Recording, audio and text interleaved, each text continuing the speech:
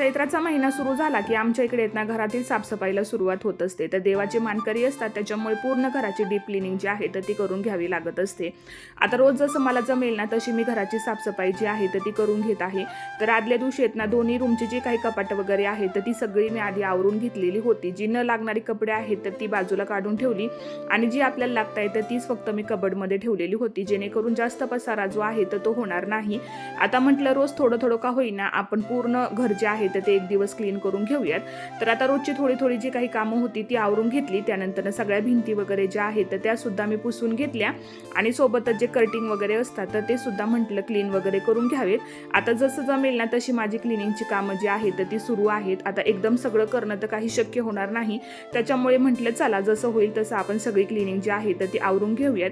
तर आता इथे सगळे आरसे वगैरे सुद्धा क्लीन करून घेतले आणि दुपारची वेळ झालेली होती. तर म्हटलं चहा घेण्याऐवजी मस्त इथे थंडगार ताक जे आहे तर ते म्हटलं आज आपण घेऊयात. तर चला भेटूयात नेक्स्ट मिनी ब्लॉगमध्ये. तोपर्यंत बाय.